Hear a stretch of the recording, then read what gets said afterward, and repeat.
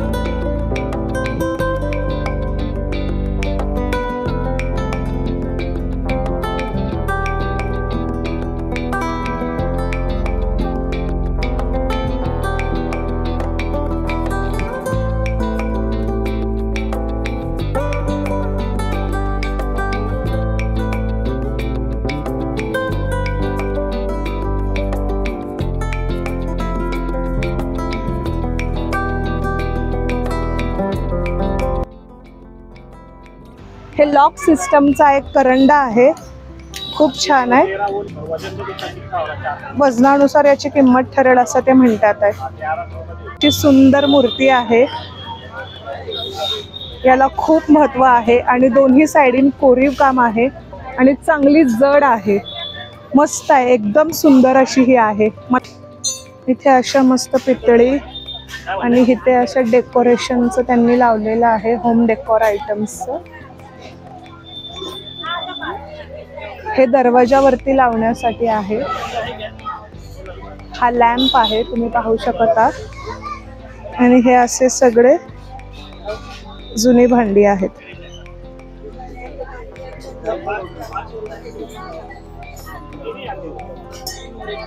हा मस्त तांबे आहे।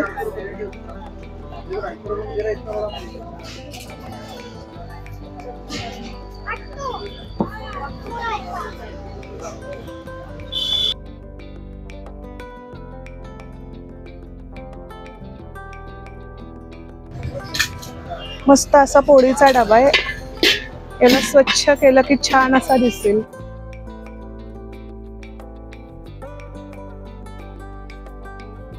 हे दरवाजाला लावण्याचं हँगर आहे आणि जुन्या माठाचे तांबे पण आहेत जे खूप छान आहेत।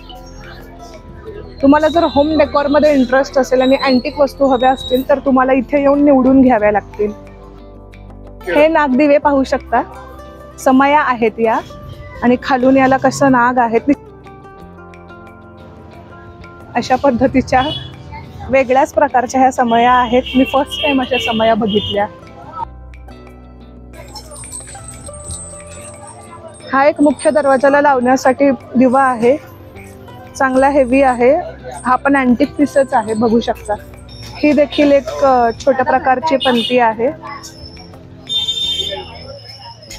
हे बघू शकता, हे प्रचंड जड आहे आणि ह्याला अशी लॉक सिस्टम आहे आणि याच्यात वेगवेगळ्या साइजेस देखील अवेलेबल आहेत, छोटी मोठी. हे सगळंच असं उघडतं.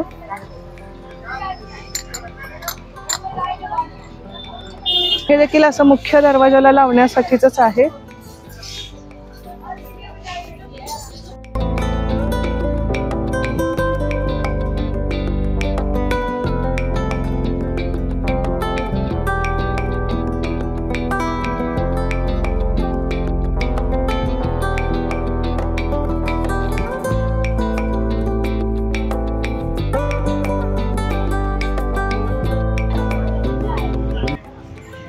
हा ईस्ट इंडिया कंपनीचा 1818च्या शतकातला कॉइन आहे. तुम्ही पाहू शकता किती जुन्या पद्धतीचा आहे आणि याच्यावरती मस्त राम लक्ष्मण सीता असं चिन्ह आहे.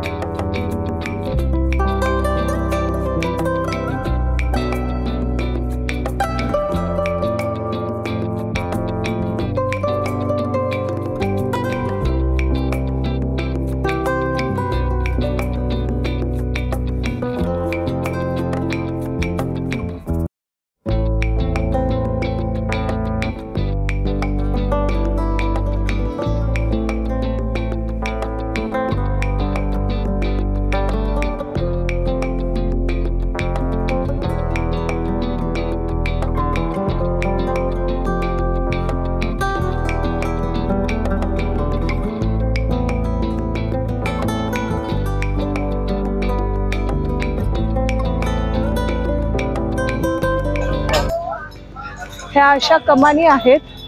घरी जर गणपतीसाठी तुम्हाला असं छोटंसं डेकोरेशन करायचं असेल तर खूप छान आहे त्या कमानी. ही 1200ची आहे आणि ग्रीनवाली 1150ची आहे. मला हीच खूप आवडली, खूप छान आहे.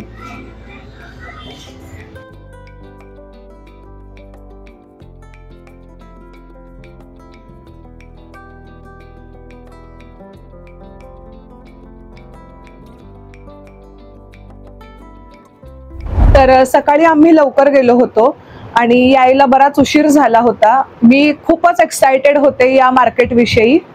तर आपण बघितलं की जुन्या बाजारात नक्की कुठल्या प्रकारच्या अँटिक वस्तू आणि कशा टाईपच्या मिळतात. आणि एक गोष्ट मी तुम्हाला सांगेल, जर तुम्हाला खरंच जुन्या अँटिक वस्तूमध्ये जर इंटरेस्ट असेल तरच या मार्केटला भेट द्या, कारण इतर मार्केट सारखं हे मार्केट अजिबात नाही आहे. आणि सगळ्यात महत्त्वाचं म्हणजे तुम्हाला वस्तू ओळखता आली पाहिजे, वस्तूची पारख करता आली पाहिजे. अँटिक वस्तू जी आहे ती खरंच अँटिक आहे का नवीन वस्तूला अँटिकचा एक लेप किंवा कोटिंग करून काहीतरी त्याच्यात भेळ मिसळ आहे, हे सर्व तुम्हाला ओळखता आलं पाहिजे. अजून एक महत्त्वाची गोष्ट म्हणजे तुमच्या ज्या मौल्यवान वस्तू आहेत त्या देखील तुम्ही सेफ आणि सिक्युअर ठेवा, कारण की इथे भरपूर गर्दी असते. आणि सगळ्यात महत्त्वाचं म्हणजे जर तुम्ही एक्स्ट्रीम लेवलचे बार्गेनर असाल तरच देखील या मार्केटला भेट द्या, कारण लिटरली 400 ते 600 ची गोष्ट 2200 ते 2500च्या रेंज मध्ये सांगितली जाते. त्यामुळे बार्गेनिंग साठी you have to be expert. आणि जसं की मी सांगितलं, कितीही या मार्केटची ख्याती असली आणि कितीही तुम्हाला हे मार्केट जुनं आहे, पारंपरिक आहे, खरंच तुम्हाला अँटिक वस्तूंची, जुन्या पितळेच्या वस्तूंची, डेकोर पीसेसची जर खरंच तुम्हाला खरेदी करायची असेल तरच या मार्केटला भेट द्या. आणि खरंच तुम्हाला खरेदीही करायची आहे आणि तुम्हाला तिथे जायचंही आहे, तरीही या गोष्टींची माहिती असणं गरजेचंच आहे. जसं की मी व्हिडिओच्या सुरुवातीला सांगितलं होतं, रविवारी आणि बुधवारी इथे भव्य बाजार भरतो. पण आम्ही ज्या रविवारी गेलो होतो तेव्हा आषाढी एकादशी होती आणि मोहरम होता. हे बाजार दुपारी 1 वाजताच बंद होणार होता आणि भरपूर दुकाने जी मी एक्सपेक्ट केली होती की उघडी असतील ती उघडलेली नव्हती. बऱ्यापैकी दुकानं उघडलेली नव्हती. त्यामुळे रविवार जरी असला आणि बुधवार जरी असला तरी या गोष्टींची चौकशी करून मगच मार्केटला भेट द्या, कारण की मुंबईहून पुण्याला जस्ट टू एक्सप्लोर मार्केट करण्यासाठी मी जाऊन हे असं होणं मला अजिबात अपेक्षित नव्हतं आणि त्यामुळे मी खूप नर्वस देखील झाले होते आणि दुसऱ्या कोणाची अशी पंचायत होऊ नये म्हणून ही माहिती अगदी प्रामाणिकपणे तुम्हाला सांगत आहे। आणि प्रवास करण्याच्या दरम्यान दगडूशेठ गणपतीच्या मुखदर्शनाचाही योग आला। एकूणच काय ट्रिप छान झाली, गोष्टींची नवीन माहिती मिळाली, कसं काय असतं ते जाणून घ्यायला मला भरपूर आवडतं, त्यामुळे इट्स ओके। आणि मला ज्या गोष्टी हव्या होत्या त्या घेण्यासाठी आम्ही पुण्यातल्या मंडईला देखील भेट दिली, नेहरू चौकातही गेलो। काही मला ज्या गोष्टी मला व्हिडिओ पर्पजसाठी हव्या होत्या त्या मला नाही मिळाल्या, पण घरगुती ज्या वस्तू मला काही घेण्यात इंटरेस्ट होता त्या वस्तू मी नक्कीच तिथून विकत घेतल्या आणि खूप छान मिळाल्या आहेत। खरं सांगायचं तर जुन्या बाजारातून मी काहीच नाही घेऊ शकले ऍक्च्युली, कारण की मी 3-4 वस्तू सिलेक्ट केल्या होत्या आणि त्यांची नियमाने किंमत 2000-2500 एवढीच होती, पण त्यांनी 7 आणि 8000 सांगितली। मी बार्गेनिंग करण्याचाही प्रयत्न केला, पण मी तिथे पहिल्यांदा फेल ठरले बार्गेनिंग मध्ये, कारण की ते ऐकायला अजिबात तयार नव्हते। 7 ते 8000 एवढीच किंमत फिक्स आहे याची असं सांगितलं। आणि जर मी भांड्यांमध्ये खूप इंटरेस्टेड असते आणि सिलेक्टेड भांडीच विकत घेते, त्याच्यामुळे मला त्याची चांगलं नॉलेज आहे। जुनं जे पितळ असतं ते तुम्हाला 900, 950 ते 1000च्या रेंज मध्ये मिळतं त्याच्या क्वालिटीनुसार, आणि जे नवीन पितळ आहे ते 1300, 1400च्या रेंज मध्ये मिळतं। तर ज्या वस्तू मी जुन्या बाजारात सिलेक्ट केलेल्या होत्या त्या जुन्या होत्या आणि माझ्या नॉलेजनुसार त्या जास्त एक्सपेन्सिव्ह नव्हत्या, तर त्याची किंमत त्यांचा नफा काढून देखील त्यांची किंमत 2500 पर्यंत योग्य होती। पण त्यांनी ती 7 आणि 8000 सांगितल्यामुळे मी बार्गेनिंग करण्याचा प्रयत्न केला, तर त्यांनी 6000च्या आतमध्ये नाहीच सांगितलं, त्याच्यामुळे मी फेल ठरले आणि मी वस्तू तिथून नाही विकत घेऊ शकले। असो, पूर्ण बाजाराची माहिती आणि बऱ्याच गोष्टी आपल्याला इथे माहित झाल्या। तर पुन्हा कोणतं मार्केट एक्सप्लोर करायचं, छान छान कपड्यांचं, DIYचं, क्राफ्टचं आणि इतरही, तर खाली कमेंट मध्ये नक्की कळवा, कारण की शॉपिंग आणि मार्केट्स कोणाला आवडत नाहीत आणि मला तर जास्तच आवड आणि छंद आहे या सर्व गोष्टींचा। तर येत्या व्हिडिओज मध्ये मी ट्राय करेन की वेगवेगळ्या मार्केटला मी भेट देईन आणि योग्य ती प्रामाणिक माहिती मी तुमच्या समोर घेऊन येईल। तर भेटत राहूयात अशाच छान छान व्हिडिओ मध्ये, तोपर्यंत धन्यवाद।